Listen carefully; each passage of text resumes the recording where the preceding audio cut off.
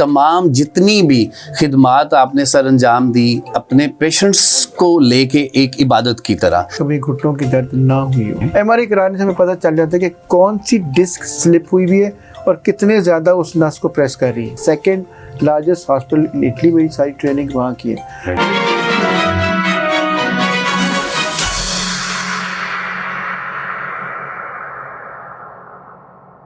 बिस्मिल्लाहिर्रहमानिर्रहीम। नाज़रीन, program health care with Ilyas Rana में खुश आमदीद।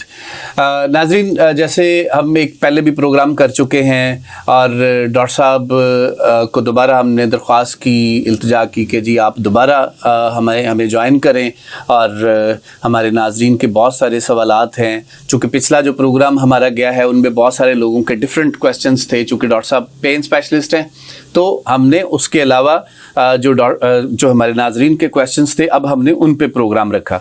तो चूंकि डॉक्टर साहब पेन स्पेशलिस्ट हैं तो आप प्रोफेसर्स हैं, जैसे मैं पहले भी तारुफ करा चुका हूँ। आपने पाकिस्तान और पाकिस्तान के अलावा पूरी दुनिया में पाकिस्तान और पाकिस्तान की अवाम की और पूरी दुनिया में लोगों की खिदमत की। तो चूँकि जो खिदमत होता है और ये इबादत की तरह होती है तो डॉक्टर साहब पूरी अपनी जान के साथ, पूरी ईमानदारी के साथ एक इबादत वाला काम कर रहे हैं। और आज फिर दोबारा मेरी हॉट सीट पे तशरीफ़ फरमा है professor doctor Shahzad Karim Bhatt sahab. Sir thank you very much once again sir.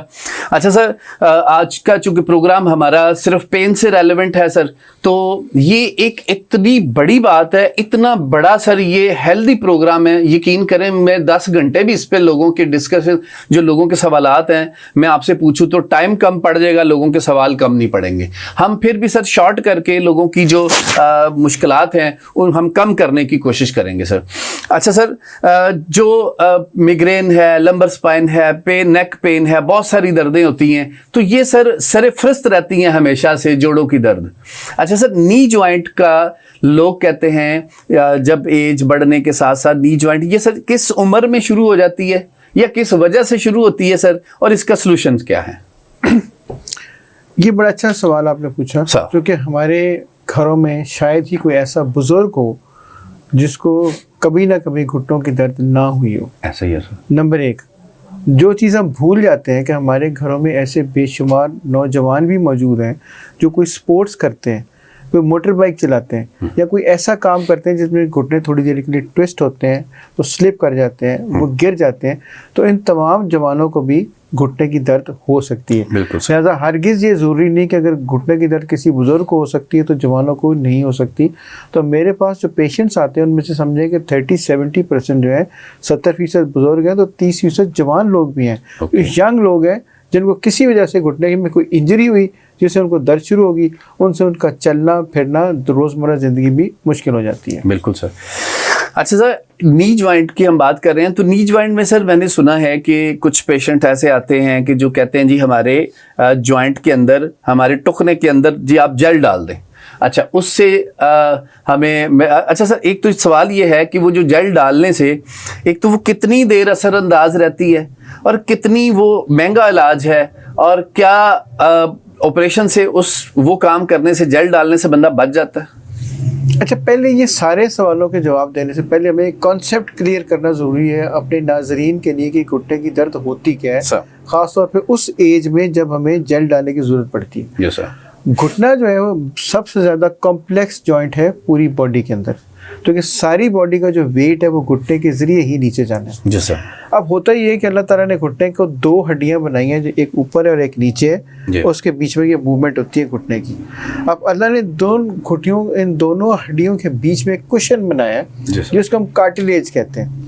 Cartilage का काम ये है कि उसने 2 हड्डियों को आपस में टकराने नहीं देना, और ये जो मूवमेंट है इस तरह चलती रहे ताकि ये मूवमेंट, अब कुछ भी जैसे नमाज पढ़ने के लिए हम घुटना पूरा बेंड करना पड़ता है, ज़मीन वाला वॉशरूम के में बैठने के लिए घुटना पूरा बेंड करना पड़ता है कि जब घुटना बेंड करे तो आपस में हड्डियां टकराएं ना। बिल्कुल सर। एज के साथ होता ही है कि ये जो कार्टिलेज है आहिस्ता आहिस्ता ख़त्म होना शुरू हो जाती है, और अल्टीमेटली इस कार्टिलेज के साथ साथ कुछ लुब्रिकेशन फ्लूइड होता है, जैसे कि मोबाइल ऑयल होता है गाड़ी के इंजन के बीच में, वो भी फ्लूइड भी अल्लाह ने बनाया हुआ है। तो एज के साथ या वेट के साथ या ब्लड प्रेशर कंट्रोल ना होने से या शुगर कंट्रोल ना होने से या मुख्तलिफ बीमारियों से ये जो फ्लूइड है ये खुश्क होना शुरू हो जाएगा, और ये जो कार्टिलेज है या जो कुशन है ये ख़त्म होना शुरू हो जाएगा।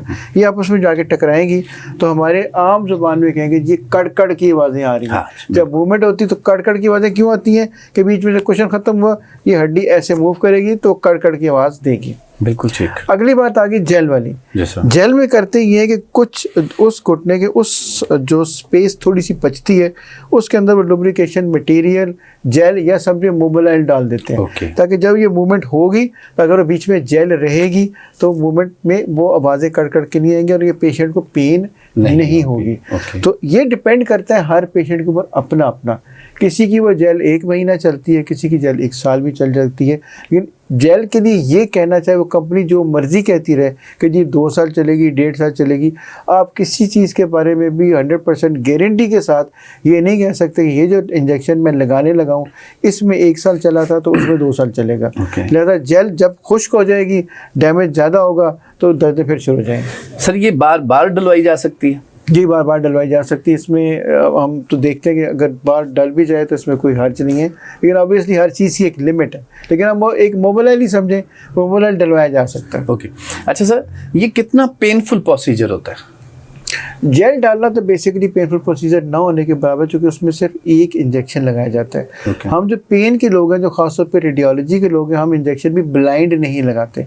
बस हम उस घुटने का पहले अल्ट्रासाउंड कर लेते हैं, अल्ट्रासाउंड करके वो जगह पिन पॉइंट कर लेते हैं जहाँ से जेल सेफली अंदर जा सकती है। तो उस जगह को सिर्फ एक प्रिक से आप जेल लगा सकते हैं। लेकिन हमारे पास जेल के अलावा भी बहुत सारे इलाज मौजूद हैं। जी सर, ये चंद हज़ारों का इलाज है या चंद लाखों का?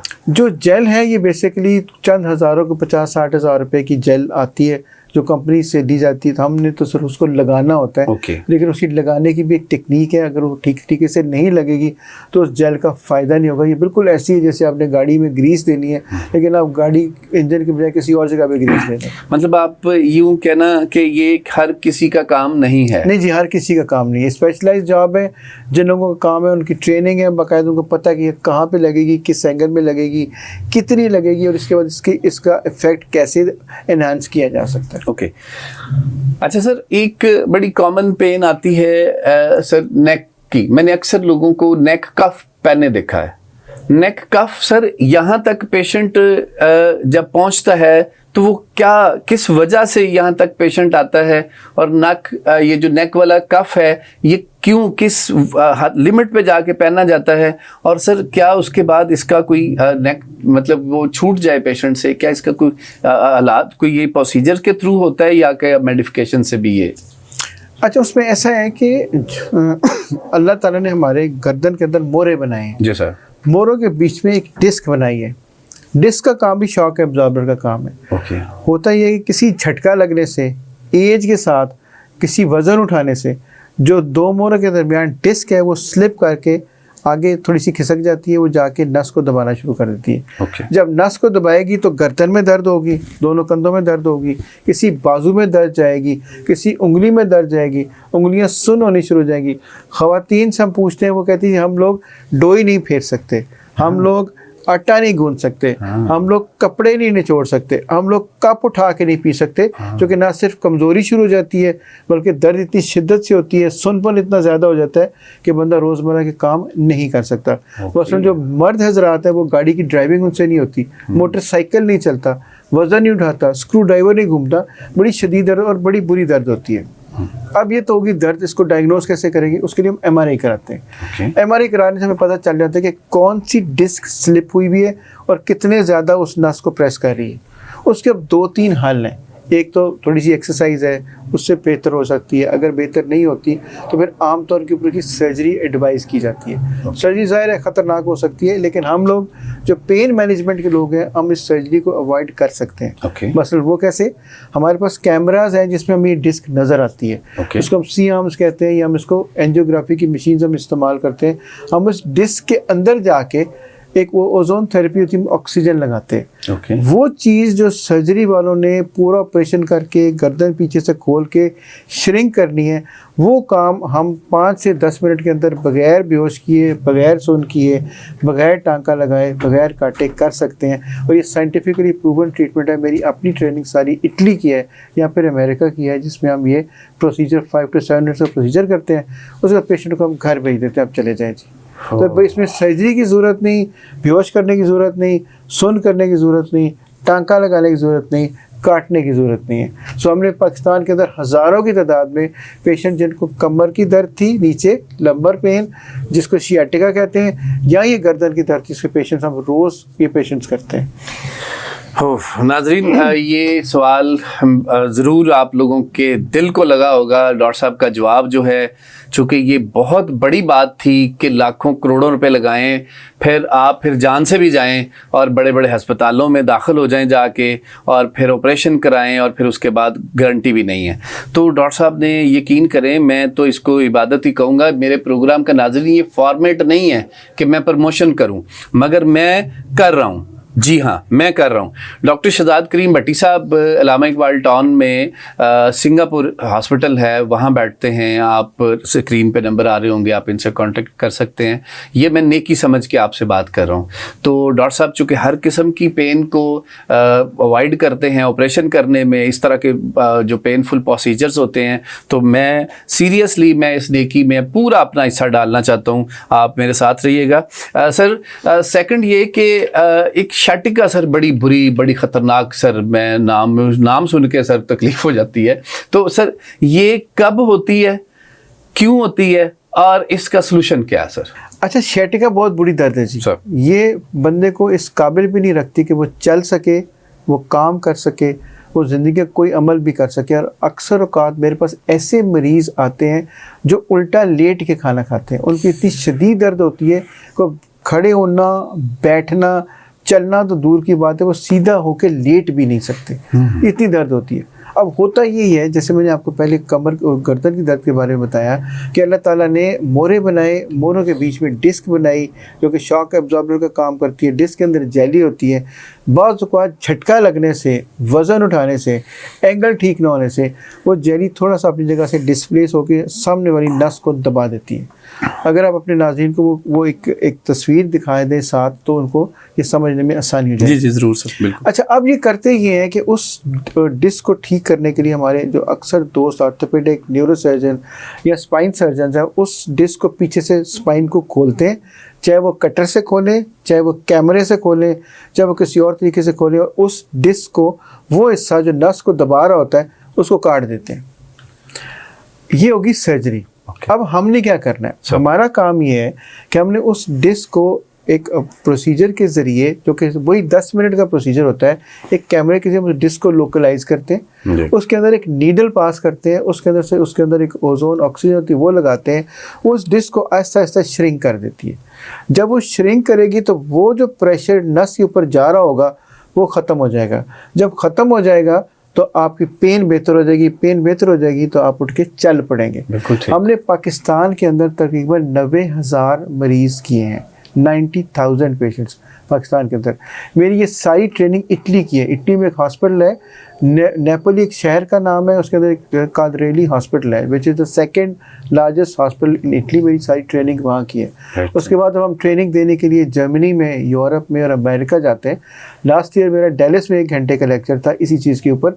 अभी अप्रैल के अंदर एक लेक्चर मेरा ऑस्ट्रेलिया मेलबर्न में है, और एक लेक्चर मेरा इस वक्त इंशाल्लाह 17 अप्रैल को दुबई में है। तो मकसद बताने का ये कि ये वो ट्रीटमेंट है जो सारी दुनिया में चलते हैं। ये चाइना से लेके इंडिया तक, इंडिया से लेके तमाम यूरोप तक ये ट्रीटमेंट बहुत पॉपुलर है, जो कि आप और मेरे समेत कोई बंदा भी ये नहीं चाहेगा कि उसकी स्पाइन की सर्जरी हो, उसके रीढ़ की हड्डी का ऑपरेशन किया जाए। बिल्कुल सर। अगर हम आपको एक ऐसा ऑपरेशन, ऐसा प्रोसीजर, ऐसा तरीक़ेकार बता सकते हैं जिसमें टोटल 10 मिनट लगते हैं, आधा घंटा रेस्ट करें, उसके बाद अपना गाड़ी को ड्राइव करके अपने घर, चाहे आपका घर भावलपुर में है, चाहे रहीम यार खान में है, चाहे पाकिस्तान किसी हिस्से में आप चले जाएं, ये ज़रूर मुमकिन है कि अगर डिस्क एक से ज़्यादा है या डिस्क बहुत ज़्यादा बाहर है तो चंद सेशंस करने पड़े। 10-10 दिन के वक्फे के बाद 3 या 4 या शायद 5, लेकिन हर सेशन के बाद, हर आधे घंटे के बाद आप उठ के घर जा सकते हैं। ओके अच्छा सर, आप नी जॉइंट की बात कर रहे थे, तो नी जॉइंट के सर बहुत सारे डिफरेंट प्रॉब्लम्स लोगों को आते हैं,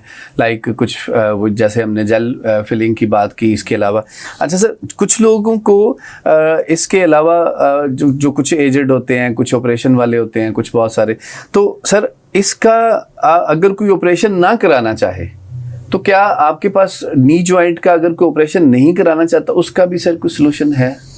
अच्छा अब देखिए, ये बड़ा अच्छा सवाल है आपका। मैं चाहूँगा कि अपने जो नाजरीन हो इस बात को जरा समझने की कोशिश करें।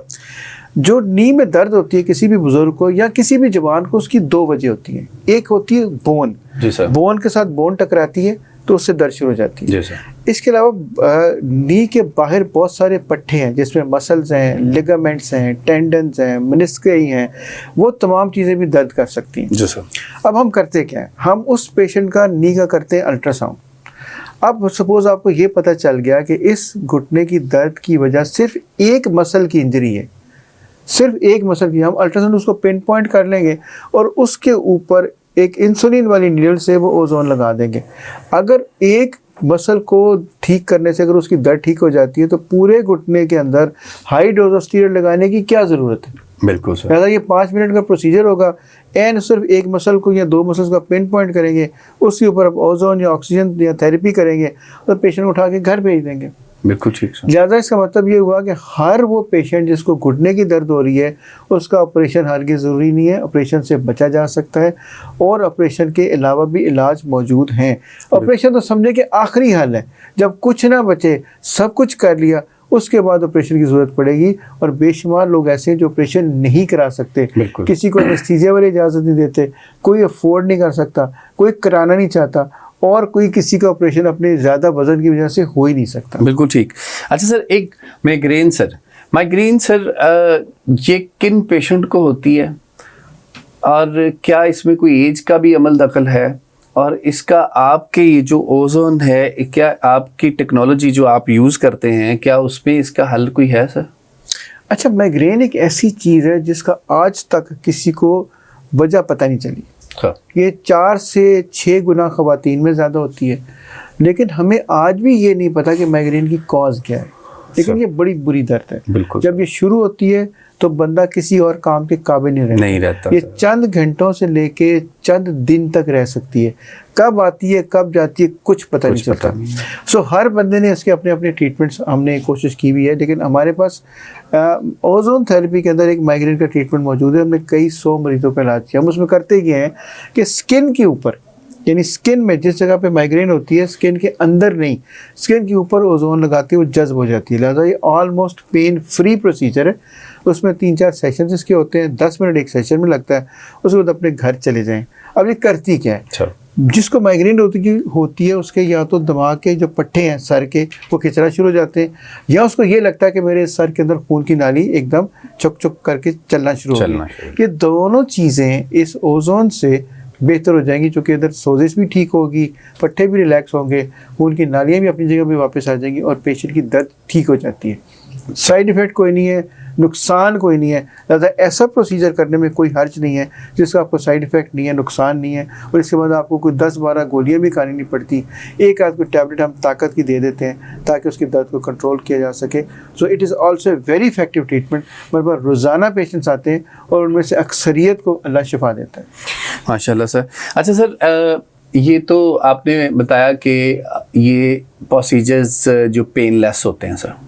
अच्छा, इस पे सर फिर वही मैं बात करूँगा अपने नाजरीन के लिए कि सर ये जो प्रोसीजर है ये कितना एक्सपेंसिव होता है, मतलब अदर देन कि हम डॉक्टर्स को विज़िट करते हैं, दवाइयाँ खाते हैं और फिर एक टाइम टेकिंग होता है।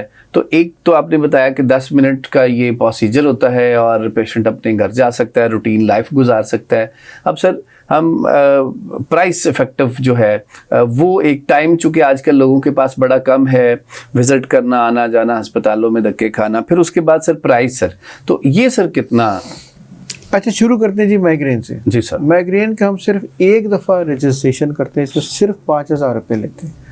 उसके बाद अगले 3 सेशन के जब पेशेंट आएगा उससे कोई चार्जेस नहीं लिए जाते। ओके, इससे ज़्यादा सस्ता ट्रीटमेंट नहीं हो सकता। नहीं है सर। तो हम 3 दफ़ा तशरीफ लाएंगे, हम सारा प्रोसीजर करेंगे, तमाम सारे काम करेंगे, कोई चार्जेस नहीं। सिर्फ रजिस्ट्रेशन है, सिर्फ 5000 की, सिर्फ एक दफ़ा, वो भी चूँकि प्राइवेट हॉस्पिटल है वो लेनी पड़ती है। अच्छा, बाकी रह गए हमारे जो घुटनों के दर्द है, घुटनों के जो हम आम जो मैंने आपको बताया अल्ट्रासाउंड करके इंजेक्शन लगाने के टोटल प्रोसीजर चार्जेस 10 से 15 हज़ार रुपये तक है, वो भी ज़्यादा नहीं है। यहाँ पे हमारे लाहौर के अंदर जो लोग घुटने रिप्लेस कर रहे हैं वो तकरीबन 10 लाख से लेके 30 लाख रुपया तक चार्ज करते हैं दोनों घुटने रिप्लेस करने के, और कोई भी बंदा सारी दुनिया में किसी घुटने की रिप्लेसमेंट की गारंटी नहीं दे सकता। बिल्कुल नहीं दे सकता। लिहाजा आप सोचें कि कहाँ 30 लाख रुपया और कहाँ 10 से 15 हज़ार रुपये, बिल्कुल, और वो भी सेफ। इस सेंस में कोई साइड इफेक्ट नहीं है, कोई नुकसान नहीं, कोई काटना नहीं, कोई एनेस्थीसिया नहीं देना।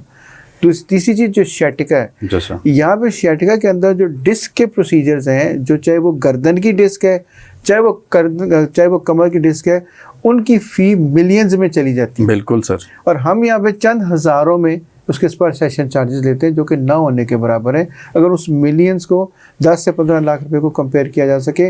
और फिर जिस बंदे को एक दफ़ा छुरी लग गई, जिस बंदे को एक दफ़ा कट लग गया, वो वापस से नहीं होगा। लेकिन हमने जो प्रोसीजर करना है उसमें ना तो छुरी है, ना कोई कट है, ना कोई टांका है, ना कोई काटना है, और आपके पास सर्जरी की ऑप्शन हमेशा रहती है। लिहाजा इस सेंस में बड़े सेफ कुछ। मैंने इसीलिए तो बताया कि पाकिस्तान में हमने तकरीबन 90,000 पेशेंट्स को हमने ट्रीट किया, और मैं सारी दुनिया में अल्हम्दुलिल्लाह इसी सियाटिका के ऊपर और इन्हीं पेन्स के ऊपर जाके लेक्चर देता हूँ। और यही हम बताते हैं कि ये प्रोसीजर जो कि सारी दुनिया में राइज है, हम सिर्फ पाकिस्तान में नहीं करते, पाकिस्तान में बहुत थोड़े लोग ये करते हैं, लेकिन ये इंटरनेशनल प्रोसीजर्स हैं जिनको कराने में कोई हर्ज नहीं है, ये सेफ़ है और ये करवाने चाहिए। नहीं, बिल्कुल सर, हम इस नेकी के काम में आपके साथ बिल्कुल कदम ब कदम हाजिर हैं सर। अच्छा सर, इसके बाद सर जिन पेशेंट्स के थ्रू लाइक उनका कभी एक्सीडेंट हो गया या किसी भी वजह से टांग के लेगामेंट टूट जाते हैं सर, नी जॉइंट, फिर वो नीचे वाला जो उसका हिस्सा है वो यूं मूव होता है, और मेरा ये सवाल वो ज़रूर समझ रहे होंगे जिनको ये प्रॉब्लम है सर, लेगामेंट टूट जाए तो उसका भी ऑपरेशन होता है, उसके बाद कई लोग ऑपरेशन नहीं कराते, जी मैंने नहीं कराना, फिर एक उम्र के हिस्से में जाके उनको टांग चलते चलते वो गिर जाते हैं, तो सर इनका भी आपके पास कोई हल है? देखिए, ये बात याद रखें, अगर कोई लिगामेंट टूट गई है सर तो उसका हल हमारे पास नहीं है। मेरे पास पेशेंट्स आते हैं, उनको मैं कहता हूँ कि अगर आपकी लिगामेंट डैमेज है और उसके 50% पट्टे टूट गए, 50% मौजूद है, उसको हम ट्रीट कर सकते हैं। सर टोटल कितने लिगामेंट होते हैं एक टांग में? नी के अंदर तो बेशुमार लिगामेंट्स हैं, मुख्तलिफ किस्म के, मुख्तलिफ साइज के। लेकिन अगर कोई भी लिगामेंट, 2 लिगामेंट्स जिसको हम ACL और PCL कहते हैं, जिसमें घुटने के कंट्रोल है, ये 2 लिगामेंट्स होती हैं जो घुटने के अंदर मेजर लिगामेंट्स होती हैं। छोटी और भी हैं, लेकिन जो मेजर इफेक्ट है जो घुटने की मूवमेंट है उसको ACL और PCL, ये 2 हैं। अगर ये टूट जाए तो इसका हल आर्थ्रोस्कोपी है, उसका हल सर्जरी है, ताकि उसको दोबारा जोड़ा जा सके। ओजोन थेरेपी से या जो मैं प्रोसीजर करता हूँ, उन लिगामेंट्स को रिपेयर तो किया जा सकता है लेकिन उनको जोड़ा नहीं जा सकता। तो अगर किसी का लिगामेंट टूट गया है तो उसका हल सर्जरी है। वो बेहतर है कि वो जो कैमरे वाली सर्जरी होती है, ऑर्थोपेडिक्स जो हमारे एंडोस्कोपिक सर्जरी होती है, वो करा लें, लेकिन हम ओजोन थेरेपी में या अपने पेन मैनेजमेंट में टूटी हुई लिगामेंट का इलाज नहीं करते। ओके, अच्छा सर, एक लंबर स्पाइन सर, जिसे कमर की दर्द बोलते हैं, जिससे कमर की दर्द का ये जो पिछला हिस्सा है हमारा, यहाँ सर बेशुमार लोगों को बैठने से दर्द होती है। क्या सर वो सारा दिन जो ऑफिस में लोग बैठे रहते हैं, ये उनको बहुत शिकायत होती है? मोटे जो जिस्म के लोग हैं उनको बहुत शिकायत होती है। तो बाज़ दफ़ा सर कई कहते हैं जी मेरा मोरा खिसक गया। अच्छा, वो बेचारों को मैंने बड़े बड़े तगड़े लोगों को देखा है सर दिनों में नीचे जाते हुए। अच्छा, उससे सर बंदा यकीन करें ज़हनी मरीज़ बन जाता है। तो सर उसका भी आपके पास कोई हल है? अगर है तो वो क्या है? देखिए, मोरे की 2-3 चीज़ें, एक दर्द होती है जो मसल्स में दर्द होती है, पट्ठों की दर्द, और ख़ासतौर पर ख़वातीन में दर्दें ज़्यादा होती हैं, जिसको हम फाइब्रोमियल्जिया कहते हैं। होता है कि जगह कहाँ पे होती है, ये गर्दन के नीचे, दोनों कंधों के दरमियान, कंधों के नीचे, कमर के मिड में। ये ऐसी शदीद दर्द होती है कि खातून को ऐसे लगता है जैसे किसी ने मेरी पैंटी लगाई हुई है, इतनी शदीद दर्दें होती हैं। लेकिन चूँकि ये किसी MRI में, CT स्कैन में, अल्ट्रासाउंड में नहीं आती है, लिहाजा उनकी इस बात पर यकीन ही कोई नहीं करता। अब हम उसमें ये कर सकते हैं, हमें पता है कि फाइब्रोमाइल्जिया एक बाकायदा मसला है। होता ये है कि जिस्म के अंदर, ख़ासतौर पे कमर के पट्टे के अंदर एक ट्रिगर पॉइंट बनते हैं, यानी ये वो पॉइंट होते हैं जहाँ से पेन ट्रिगर होती है, पेन निकलती है। हम उसको अल्ट्रासाउंड के ज़रिए डायग्नोज कर सकते हैं। उस ट्रिगर पॉइंट के अंदर हम एक इंसुलिन वाली नीडल से जाके ओजोन लगाते हैं, जिससे ट्रिगर पॉइंट से फायरिंग बंद हो जाती है। जब फायरिंग बंद हो जाएगी, दर्द का शिद्दत कम हो जाएगी, तो इस बात के बहुत चांसेस हैं कि वो दर्द बेहतर होनी शुरू हो जाएगी। लिहाजा जिनको कमर में दर्द है उनको बेचारे वो गलत नहीं कहते, उनको मसला है, उसका हल होना चाहिए। बाकी रही बात मोरा खिसकने की, तो मोरा खिसकने की डायग्नोसिस बेसिकली होती है आमतौर पे मोरा खिसकने से मुराद डिस्क स्लिप होना है। तो डिस्क स्लिप होने का ट्रीटमेंट आपको बता चुका हूँ। अगर उनका डिस्क स्लिप्ड है तो उसको हम बगैर सर्जरी के ट्रीट कर सकते हैं। बिल्कुल ठीक। अच्छा सर, चूँकि मैंने आप इस प्रोग्राम से पहले आपका पूरा प्रोफाइल मुताला किया, इसमें सर आप हमेशा नेकी के कामों में आगे रहते हैं और आप हमेशा पेशेंट को भी एक इबादत की तरह काम करते हैं सर। तो मेरा सर एक बड़ा इररेलेवेंट सा क्वेश्चन है सर, कभी सिर्फ पैसों के लिए सर्जरी की आपने? नहीं सर, हमने पैसे ना लेने के लिए बहुत दफ़ा ऑपरेट किया, बहुत दफ़ा प्रोसीजर किया। पैसों के लिए सर्जरी की हमें ज़रूरत इसलिए नहीं पड़ती कि अल्लाह का करम ये है कि इतने लोग हैं वहाँ पे कि हम पैसे कम कर देते हैं, थोड़े कर लेते हैं, लेकिन पैसों के लिए सर्जरी की ज़रूरत अल्लाह का शुक्र है कि नहीं पड़ती है। ऑब्वियसली एक आप प्राइवेट सेटअप में काम करते हैं, उनके अपने एक्सपेंसेस हैं, और वो जो चीज़ हम बाहर लाखों में करते हैं वो हम चंद हज़ारों में यहाँ पे कर देते हैं। कि सिर्फ पैसे की सर्जरी करने की ज़रूरत नहीं पड़ी, बल्कि हम बहुत सारा काम ऐसा जो कि पैसों से हो सकता है, वो तमाम काम हम मेयो हॉस्पिटल के अंदर फ्री करते हैं, जिसमें किसी से कोई चार्जेस नहीं लिए जाते। तमाम का तमाम खर्चा जो हम खुद उठाते हैं या हमारे इर्द गिर्द के जो लोग हैं वो उसको उठाते हैं। हमारे पास मेयो हॉस्पिटल में, वहाँ पे एसोसिएट प्रोफेसर हूँ, हमारे पास मेयो हॉस्पिटल के अंदर इक्विपमेंट भी बहुत अच्छा, लेकिन हम जो ख़ास तौर पर जो कैंसर से मुतल्लिक़ हैं, जो दर्दें हैं, जब उनका ट्रीटमेंट करते हैं, किसी कैंसर के पेशेंट से हम कोई चार्ज नहीं करते।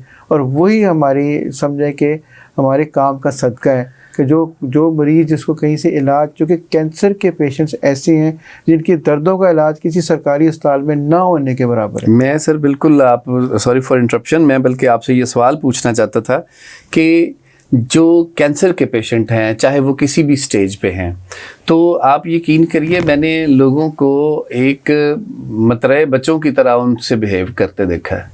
आप यकीन करिए ऐसे ऐसे स्टेजेस के पेशेंट, कैंसर के पेशेंट बेचारे, जो लोग समझते हैं बस ये गया अब, अच्छा, उनको सर बड़ी तकलीफ़ें, उनके जिस्म से लेके उनको एक एक रोंगटे में तकलीफ़ होती है सर।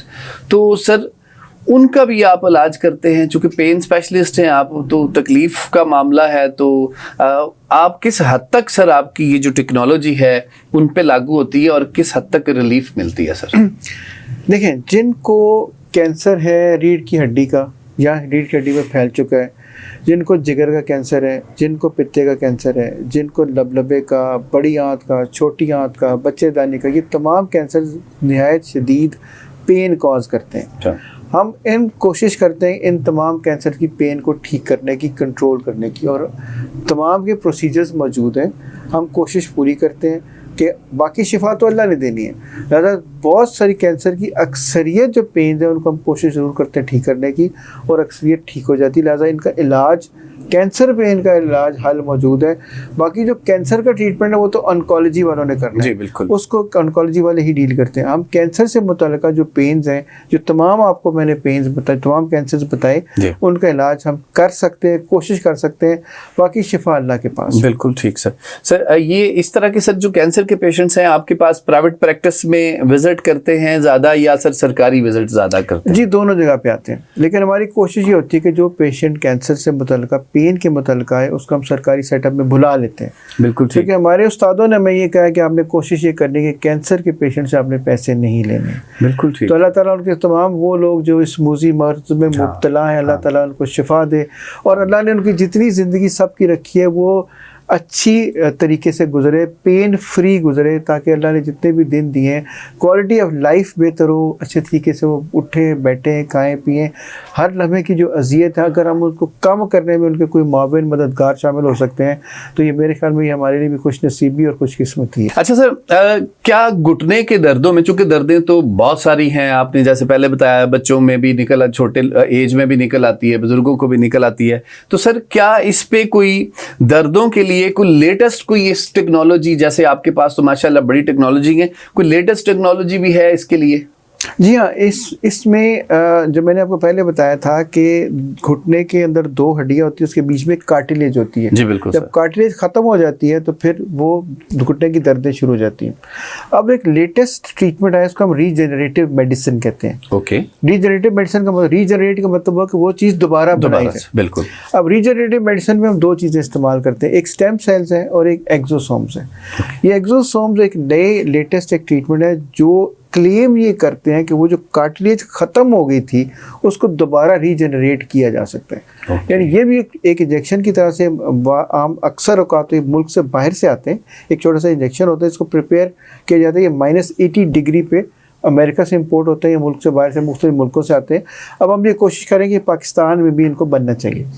अब ये करते क्या हैं, अब ये करेंगे ये कि हम इनको एक मशीन के ज़रिए प्रिपेयर करके एक सिरिंज से, एक इंजेक्शन से हम घुटने के अंदर लगा देते हैं। वो करते ये करेंगे ये कि जो घुटने के अंदर वो जो कार्टिलेज डीजनरेट हो गई थी, ख़त्म हो गई थी, जिसने घुटने को आपस में जोड़ दिया था, जिस चीज़ से कड़कड़ की आवाज़ें आई थी और दर्दें शुरू हो गई थी, वो कार्टिलेज रीजनरेट होना शुरू हो जाएगी, वो दोबारा बननी शुरू हो जाएगी। ख़ास तौर के ऊपर अगर किसी के घुटने का स्टेज 3 है कि हड्डी के अंदर हड्डी नहीं गई हुई, थोड़ी सी स्पेस बाकी है, तो हमने काफ़ी मरीज़ किए हैं कि वो घुटने के अंदर वो जो कार्टिलेज रीजनरेट होगी तो उसकी दर्द भी ठीक हो जाएगी और उसको ऑपरेशन की ज़रूरत ही नहीं रहेगी। तो ये लेटेस्ट ट्रीटमेंट है जिसको हम रीजनरेटिव मेडिसिन कहते हैं। इसके अंदर हम स्टेम सेल्स या एक्सोसोम्स इस्तेमाल करते हैं। ये घुटने की सर्जरी को बचा के वापस उस कार्टिलेज को बननी शुरू हो जाती है जो पहले से ख़त्म हो चुकी थी। लेकिन इसमें 3 से 4 महीने का टाइम लगता है। आमतौर पे एक ही सेशन होता है या बाज़ औक़ात दूसरा सेशन भी करने की ज़रूरत पड़ सकती है। लेकिन ये क्लेम ये करते हैं कि वो जो कार्टिलेज ख़त्म हो गई थी वो दोबारा भी बन सकती है। तो वो मरीज़ जिनकी स्टेज 4 की बजाय स्टेज 3 है, जो ऑपरेशन नहीं करा सकते, उनको इसके बारे में ज़रूर गौर करना चाहिए, इसके बारे में पढ़ना चाहिए, क्योंकि ये दुनिया में इस वक्त लेटेस्ट ट्रीटमेंट है जिसको हम रीजनरेटिव मेडिसिन कहते हैं। ओके। अच्छा सर, आपने बताया कि ये जो कार्टिलेज है ये रीजनरेट होना शुरू हो जाती है, तो सर वो जो स्पेस कम हो गई थी वो स्पेस बेहतर होना शुरू हो जाएगी ना। जब स्पेस बेहतर होगी तो आवाज़ें बेहतर होगी, दर्द बेहतर होगी, मूवमेंट बेहतर होगी। तो जो बेसिक कॉज थी दर्द की, स्पेस खत्म होने की, उस कार्टिलेज का खत्म होना था। जब वो कार्टिलेज ही दोबारा बननी शुरू हो जाएगी तो सारी चीजें ऑटोमेटिकली रिवर्ट होना शुरू हो जाएंगी। और सर ये कितना टाइम इस पे रिक्वायर होता है? 3 से 4 महीने। 3 से 4 महीने। और कितने सेशन लेते हैं सर? आमतौर पे एक ही सेशन हम कहते हैं, लेकिन 1 से 2 सेशन 6 महीने बाद रिकमेंड किया जा सकता है कि आप दूसरा सेशन भी करा के देखें, ताकि उसमें रिकमेंड जो कार्टिलेज की रीजनरेशन है, दोबारा बनने का अमल है, वो साथ साथ जारी रहे। ये हर उम्र का बंदा पेशेंट करा सकता है? जी, हर उम्र का बंदा करा सकता है। ओके। ये हज़ारों में है या लाखों में? ये लाखों में है, क्योंकि ये चीज़ें इम्पोर्ट होती हैं। ये अमेरिका में ये इनका, ये यूरोप के मुल्कों में इसका ट्रीटमेंट $5000 से या €5000 से शुरू होता है। तो यहाँ पे अगर आप उसको कंपेयर किया जाए तो उसके मुकाबले में कीमत बहुत कम है।